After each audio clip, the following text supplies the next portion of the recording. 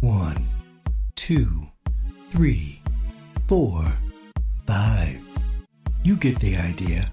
55 more seconds of me talking to you when you could be speaking to potential new customers.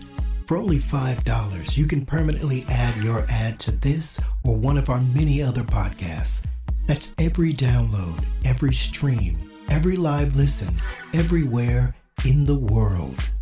All you need to do is visit us online at tomasianent.com. That's TOMASIANENT.com. And click on the services link at the top of the page. Check out our advertising opportunities and our other services as well, all starting at only $5. 51, 52, 53, 54. But you get the idea. Now get your message out there. 1, 2, 3.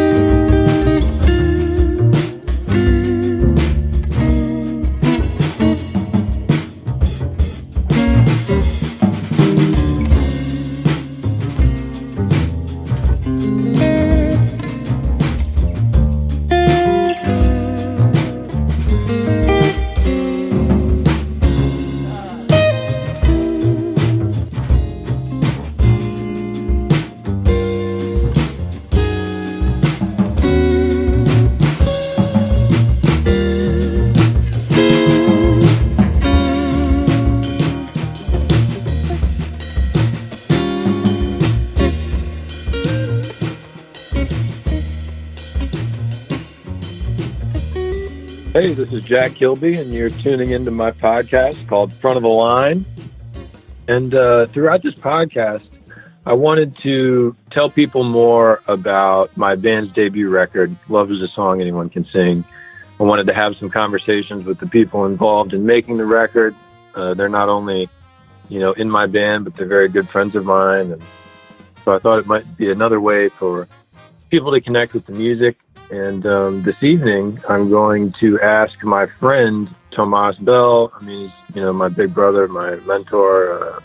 And I'm really fortunate that he's agreed to do this for me. So, Tomas, thanks for hanging out this evening. You are now at the front of the line, my friend. Thanks for having me.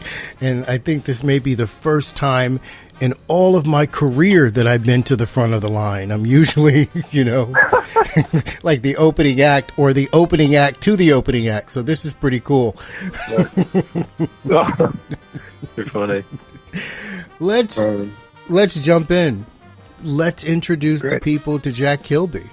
And let's talk a little bit about who Jack Kilby is and what Jack Kilby is all about. There's a friend of mine whose hashtag for his recent release, his debut release, was "Who is Micah Robinson?" His name's Micah Robinson. And he sort of felt like sometimes it's hard when someone asks you what you do, they really want you to put it in this very specific box, or sort of pigeonhole you into something when really you're a lot of things. And I'd like to think, humble brag, I suppose, but I'd like to think that, that about myself. And that I don't really think of myself as just a drummer. In fact, it's funny when people call me that because, even right now, that's not even my biggest interest. I've really been working on my studio at my house and putting that together and doing more engineering and recording and mixing and stuff. And that all was a product of working on this record, and sort of doing a little bit of the mixing on the record, doing some of the recording for the record and the little interludes. So, I'm sort of an aspiring engineer. I was also I recorded some vocals for that friend, Micah Robinson, for that release, which was great. I also just had Marchie Meadows, who is one of the featured artists on Volume 2 of Love is a Song Anyone Can Sing. He just did some vocals here at what I call the Crab Shack. We're Crab Shack Music, which is where I record in Alexandria. And I'm very fortunate to have a pretty sweet little setup here, and a live room where I can have rehearsals and whatnot with my piano, and drum set up all the time. And I've got a bass and, somewhere else where I can monitor and track. So that's really been where my interest has been. It's funny how it really flows with the progression of an album. I was really into arranging when I was working on, the arrangements, and I was really just practicing for a while and then playing the gigs with the band, and then you're always working on these different sets of chops, as you work through a project, so it seems. Absolutely. But you wear so many hats, and I understand you say that you're not just a drummer, you're getting more into the engineering, but you are indeed a drummer. You're a band leader, you're a producer, you're an engineer, you are an arranger, you play trumpet, guitar, so you do wear all these different hats. How do you juggle all of those different hats when it comes down to, let's say, this album that you were recording? Where did you decide, okay, I need to be this person here, this person there? How did that work for you? I think some of it comes from just needing to live your life, first of all, like the fact that we've all got to put a roof over our head, and gas in the car and food in our belly. I'm very lucky to have teach private lessons sometimes. That's where playing guitar, I've taught, more guitar students than any other type of student. So just having worked on, establishing continuing to try to work on my ability as a guitarist. I by no means would refer to myself as such, but I do enjoy the instrument. And, same with piano. I sort of, as I work on this stuff and come to better understand it, I kind of become a little better at it, I'd like to think, and it affects all those other things. I unfortunately haven't played much trumpet lately. I need to get some surgery. And so I haven't been able to play as much as I'd like, but that's really my spirit instrument, and was also my first instrument in elementary school. I was so disappointed that my teacher didn't put me on the drums, but he said that I had sort of a natural embouchure, and I'd like to think that I sort of do. I just need to really get back on it for a while. But I just feel so comfortable on the trumpet, So I think they just all affect, the scope of the sound that I like. I really like acoustic instruments, as people will hear on the record. The wildest that we kind of get is like a Fender Rhodes, with maybe some other synths on that tune. But it's really a lot of, grand piano, upright bass, trumpet, tenor, saxophone, and trombone. And so I think my interest in those areas as a horn player, as a drummer, / rhythm section player sort of manifests in how I see my band. It's so easy to be a part of other people's bands and to sort of sit back, right, and follow their vision. What inspired you to put your vision forward for Jack Kilby in the front line in your debut release? Well, that's interesting, because sometimes in the jazz world, that's the furthest thing from true, is that it's hard to keep a band together, because so many jazz musicians have their own personal ambitions as band leaders. Everyone's doing their own thing while also trying to be a sideman, which I understand. But I'm fortunate in that this project and this band is really a result of the people in it. John Dirth, who plays trumpet, Charles Owens on tenor saxophone, Elad Cohen on trombone, and Chris Monson on the bass, and Alan Johnson on piano. These are all people that, I came to know and that are very good friends of mine. So I think that plays a lot into it. I've known John now, it's crazy to think, for over 10 years. I've known Charles for maybe 7 or 8, Chris and I sort of were at UVA a little bit overlapping. I want to say I was a senior when he was a freshman. And then I met Elad in New York when I was doing my master's at Queens College. And he's from Israel originally. So, and he loves the Messengers, right? I mean, John, is kind of John is a lot of things. He's very much him, but he's also got the Lee Morgan, he's got the Freddie, he's got the Miles, he's got the Louis Armstrong, he's got, a lot of stuff going on as a player, and is a very hard bop, oriented cat. And I really like the Messengers. That's another reason why my band is the instrumentation that it is, that I just love Art Blakey and the Jazz Messengers and that sound. Also Count Basie and his orchestra, but just in having a sound that was powerful and had a certain swagger to their swing, I wanted to find my own sound like that, but very much inspired by them. And so, each of them are really featured, I think, very, appropriately on the record, because they influenced those moments in the tune, whether it was the selection of the song, like, for example, Life in a Glass House. Someone knows that melody and can play the hell out of the melody.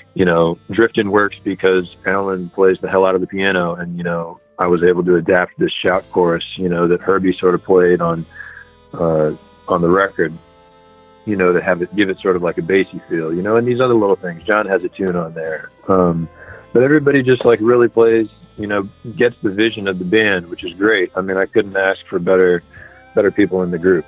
Let's take a step back and look at your journey. I suppose it would all start in elementary school when, actually my friend's older brother, who was also named Jack Bryant, was in 5th grade at the time. I was just a wee little kindergartner. And his friend Danny was in my grade with me. And he would play drums, and he was very, very good, and remained throughout, the Alexandria City public school system that we came up in.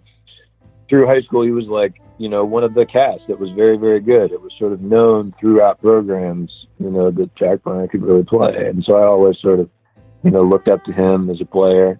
And like I said, was put on trumpet in 4th grade. But my teacher also did let me play the drums. I begged him in 5th grade. And one day we hung out after school, and I played the beat to, I forget the name of the tune. But the drummers that were in the band at the time were really having trouble playing this beat, both of them. And I played it cold, right after school. He looked around like, okay, this was after he showed me a few basic things. And so I just felt like I kind of had a knack for it at first. And then I just sort of self-explored for a while. Was into Led Zeppelin, a lot of rock and roll. I switched to euphonium in middle school because I was a punk, though, because I thought the parts were easier. And I also lost a chair seating test, in which I think I dropped from 2nd or 3rd chair to 7th or 6th or something. And I was in 6th grade, so I was pretty hurt, And so I was like, man, that's this. I'm getting out of here. I'm gonna go play euphonium, which turned out to be a very beautiful instrument. I played it through high school. I got to play Jupiter, which is part of why that tune is featured on Volume 2 of Love Is a Song Anyone Can Sing. That was my exposure to that style of music, the symphonic, orchestration was playing in high school. My teacher there, Von Ambrose, had a big influence on me. He's an incredible tenor player and educator, and he knew a lot about jazz. And, just really had me listening to the right things very early, which is huge. I mean, it's the whole part of it, really listening to the masters of the music, and understanding and appreciating the history and the lineage of where it's coming from, but also where it's going to. And then, meeting John at UVA. John is the director of the jazz ensemble at UVA, and that's how Chris and I both met him. And so, John also has this gig at Miller's on Thursday downtown, where I'd be able to go and sit in, and hang out with him and basically have him kick my butt, among all the other people. I was playing with grown people, which is really, I think, just a testament to, how much it challenged me. But there I was, 18, 19, 20 years old, getting my ass kicked, by people that had been doing it for that long and then some. And so that's incredible. But I must emphasize, people who were so cool and welcoming and loving about young people and young musicians, and trying to help them cultivate their sound and not really like trying to vibe them. I mean, there's a lot of different schools of thought